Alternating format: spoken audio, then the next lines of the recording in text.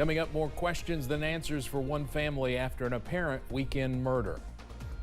Dedicated to Eastern and Southern Kentucky, this is WYMT Mountain News at 11. Good evening, I'm Steve Hensley. We have several developing stories tonight. First to Floyd County, where a weekend death in the Martin area has a community shaken and a family demanding justice. As WYMT's Buddy Forbes reports, police said today foul play is involved. Amber Spradlin's early years were filled with heartache and tragedy. Her mother was murdered in 1989 when she was about 2 or 3 years old, and her sister died in a car wreck in 1996, a freak accident on Route 80, and it's just kind of a sad life. Yeah. Raised by her grandparents, the 39-year-old cat mom and concert lover put her heart into caregiving, looking out for her family and friends. Everybody always talked about how sweet Amber was and helpful and nice, and that she was always willing to help them when they needed something. But with recent life changes and a new job, the self-proclaimed world traveler was on a new journey, learning to care for herself. So she was just kind of spreading her wings and getting started. Sunday, that journey was cut short when Spradlin died in a home on Arkansas Creek, leaving Kentucky State Police to investigate her murder. It was like a dagger through the heart. It just wasn't fair. She was just learning to take care of herself and to be her own person. As her loved ones search for support, asking for answers. She was kind. She was kind to everyone. They say her spirit of compassion and care will always be louder than the silence of waiting. But she knew it didn't matter what she did to me, I'd always love her. Yeah. And I didn't. And go to the ends of the earth for her, too. Yeah. And I didn't. In life and in death. Yes. And they will honor her life by finding out the truth about her death. In Floyd County, Buddy Forbes, WYMT Mountain News. A Facebook page, Justice for Amber, has already seen community support in the hours since it was created. The family says they are thankful for the work being done by Kentucky State Police to find the answers. A death investigation is underway tonight in Knox County. Crews found a body on Hall Circle. That call came in around 6:30 this evening. Several agencies responded. The cause of death is unknown. Investigators are sending the body to Frankfort for an autopsy. The coroner has not released a name. Now to some breaking news. First, out of Floyd County, officials with the Sheriff's Department say Route 114 is closed between Prestonsburg and Syersville due to a two-vehicle collision. It is expected to be closed for at least a couple of hours.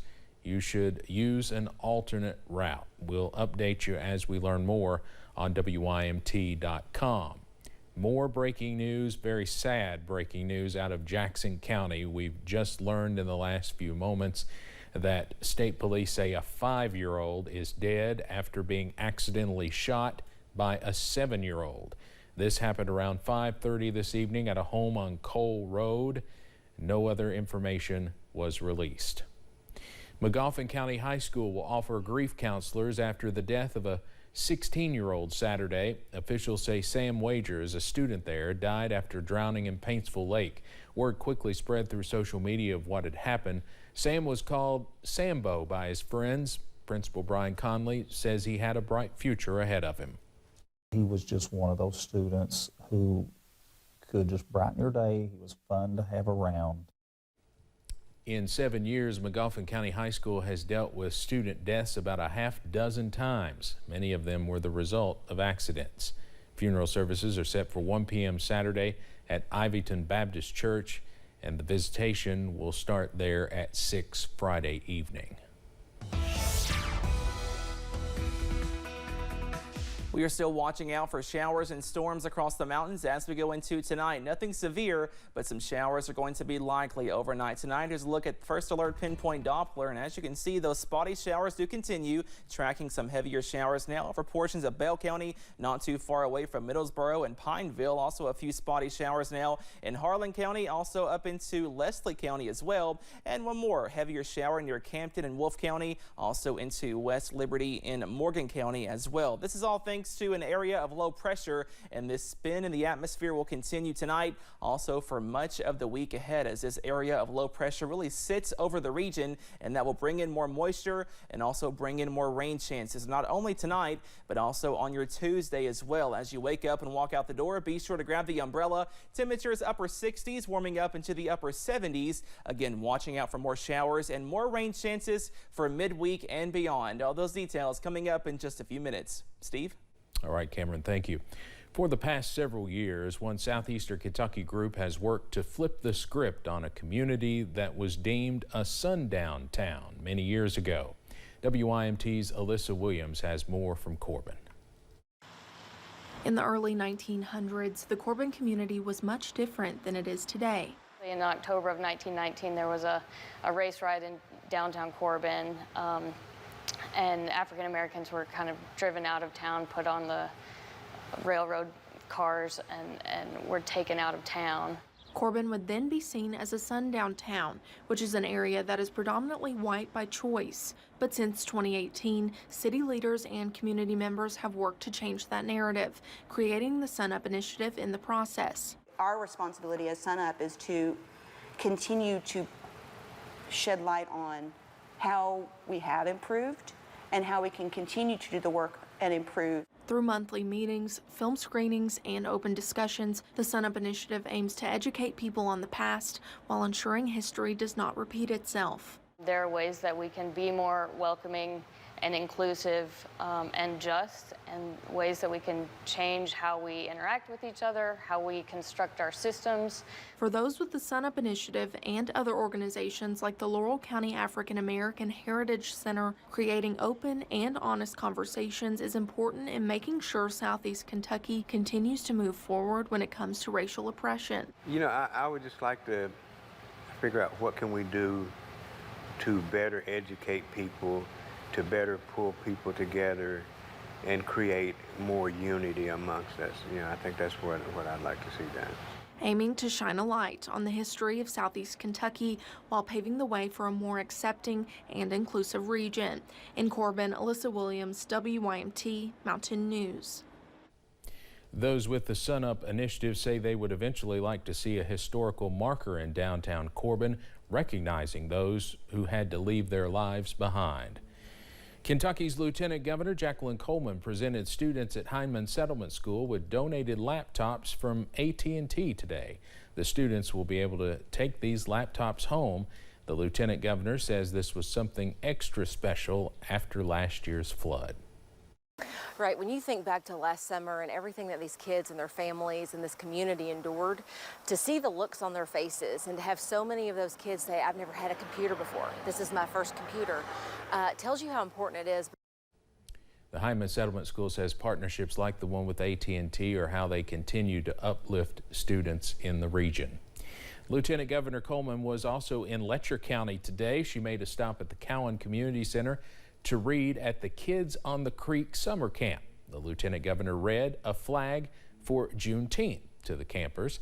They also enjoyed a fiddle performance and learned a folk song in sign language in honor of sign language interpreter Virginia Moore, who died last month. After that, Coleman presented nearly $170,000 in funding for various outdoor projects. You can see where that money is going on our website.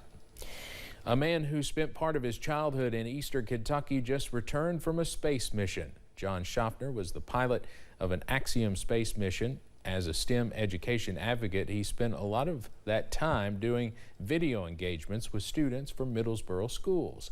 Schaffner says the biggest adjustment for him while in space was waking up. The first few mornings I woke up, I slept in the Dragon vehicle, in a sleeping bag. And I can tell you the first morning I woke up, my eyes opened and I had to look around really to imagine if I was really where I thought I was. The city of Middlesboro was decorated for his space launch. Schaffner said being an astronaut is an important voice that he plans to use to inspire.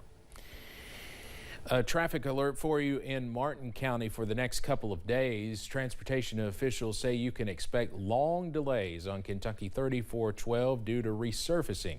It will happen tomorrow and Wednesday from 8 a.m. till 6 p.m. You can expect delays for 20 minutes or more. Drivers are encouraged to use an alternate route. A Lexington man is behind bars after police say he tried to burn down the Mary Todd Lincoln house last week. The incident happened around 4 a.m. last Thursday as the security system rang out at the Mary Todd Lincoln house. That's on West Main Street in Lexington. Police say 30-year-old Santosh Sharma unlawfully entered the property through the back gate, which set off the alarm. When police arrived, they say they caught Sharma pouring gasoline on the back of the house with a lighter in his pocket and a hammer in his hand. Even if he had gotten further along in his process, we have a security system, we have an active fire system, so I'm confident that long-lasting harm wouldn't have come to the building. Police had Sharma in handcuffs less than an hour after they say the crime was committed. Sharma is charged with menacing because police say he brandished the hammer, placing the officer in harm's way, criminal trespassing, and second-degree arson. Coming up on Mountain News at 11, a search and rescue mission is underway for a submarine that went missing in the North Atlantic. Plus, we are tracking showers and storms to continue on Tuesday. All those details coming up in just a few minutes.